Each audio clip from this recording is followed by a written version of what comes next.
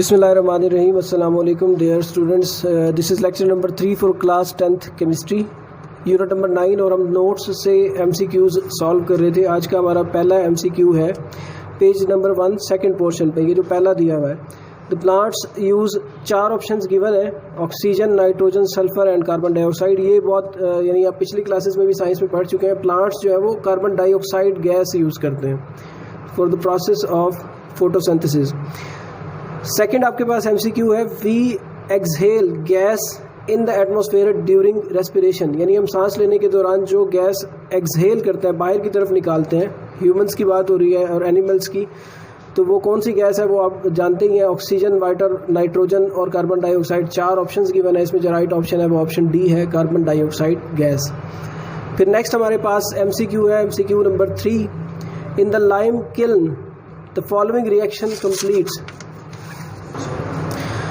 जी, ये आपके पास reaction given है कि किल्न के अंदर इस रिएक्शन में ये रिएक्शन क्यों कंप्लीट होता है. रिएक्शन आपके पास है CaCO3 calcium carbonate, arrow decompose हो रहा है कैल्शियम कार्बोनेट किस में, कैल्शियम ऑक्साइड में और कार्बन डाइऑक्साइड गैस के अंदर. अब ये बेसिकली रिएक्शन, कोई भी रिएक्शन कंप्लीट उस सूरत में होगा जब उसके जो बनने वाले प्रोडक्ट्स हैं, अगर उनमें से कोई एक भी प्रोडक्ट रिएक्शन मिक्सचर के अंदर मौजूद ना रहे तो डेफिनेट सी बात है वो एक ओपन सिस्टम होगा और वो रिएक्शन रिवर्सिबल नहीं हो सकता. तो इसीलिए रिएक्शन कंप्लीट इसी सूरत में होगा कि आपकी CO2 जो है वो एस्केप करेगी इस मिक्सचर में से.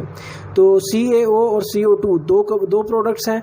एक प्रोडक्ट कंटिन्यूसली एस्केप करती रहती है, इसी वजह से आपका रिएक्शन कंप्लीट होता है. तो इसका राइट ऑप्शन जो है वो ऑप्शन डी है, CO2 एस्केप्स कंटिन्यूसली. ये एस्केप्ड लिखा हुआ है, इसे आप एस्केप्स कर लीजिएगा, यहाँ पे डी की जगह S लिख दें. फिर नेक्स्ट आपके पास है कलर ऑफ आयोडीन इज.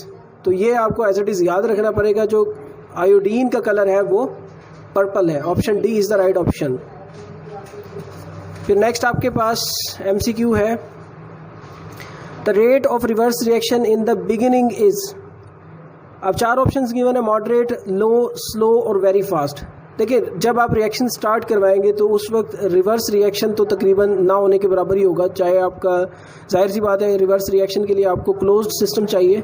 तो आपका जो रिएक्शन स्टार्ट में होगा वो फॉरवर्ड रिएक्शन, उसकी स्पीड तेज़ होगी, रिवर्स रिएक्शन की स्लो होगी. तो यहाँ पे जो राइट ऑप्शन है वो ऑप्शन सी है, स्लो. फिर आपके पास नेक्स्ट MCQ है, the dynamic equilibrium in irreversible reaction.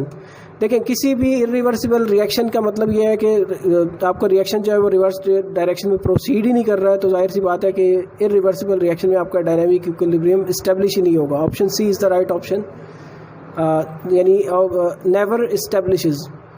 तो यहाँ पे हम अपने वीडियो लेक्चर को ख़त्म करते हैं. हमें ज्वाइन करने का शुक्रिया. अल्लाह हाफिज़.